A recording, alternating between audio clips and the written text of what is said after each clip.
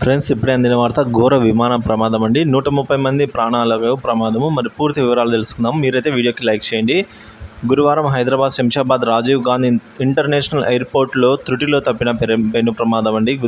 హైదరాబాద్ నుంచి కౌలాలంపూర్కు గత రాత్రి బయలుదేరిన విమానము సాంకేతిక కారణాల లోపంగా రాజీవ్ గాంధీ ఇంటర్నేషనల్ ఎయిర్పోర్ట్లో ఆర్జీఐఏలో తిరిగి వచ్చింది. మళ్ళీ ఎనికి విమానం ఇంజన్లో ఒక్కసారిగా మంటలు రావడంతో అప్రమత్తమైన పైలట్ విమానాన్ని అత్యవసరంగా ల్యాండ్ చేశారు. టేకాఫ్ అయిన కొద్ది నిమిషాల్లోనే ఒక ఇంజన్ నుంచి నిప్పురవ్వలు బయటకు వచ్చాయి. సాంకేతిక లోపాన్ని గమనించిన పైలట్ అత్యవసర ల్యాండింగ్ కోసం ఏటీసీని అనుమతి కోరి ల్యాండ్ చేశారు.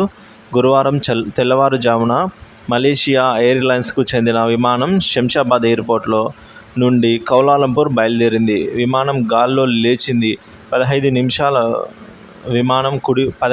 వ్యవధిలో విమానం కుడివైపు ఇంజన్లో నుంచి నిప్పురవ్వలు బయటికి వచ్చాయట. వెంటనే గమనించిన పైలట్ ఏటీసీకి విషయాన్ని తెలిపాడు. దీంతో ఏటీసీ అధికారులు విమానం ల్యాండింగ్కు అనుమతిని ఇచ్చారు. విమానంలో మొత్తం 138 మంది ఉన్నారు. విమానం ఎమర్జెన్సీ ల్యాండ్ కావడంతో ప్రయాణికులు ఆందోళనలకు గురయ్యారు. గత నెలలో హైదరాబాద్ నుంచి కొచ్చిన్కు వెళ్లాల్సిన ఇండిగో సేమ్ ఆ విమానం కూడా సాంకేతిక లోపం వల్ల RGIA Rajiv Gandhi international airport వద్ద అయితే రన్వే పైనే నిలిచిపోయింది. దాదాపుగా గంట పాటు రన్వే పైనే ఉండిపోయిన సంగతి తెలిసిందే. ఈ మధ్య విమానాల ప్రమాదాలు, రైలు ప్రమాదాలు భారీగా అయితే సంభవిస్తున్నాయి ఫ్రెండ్స్.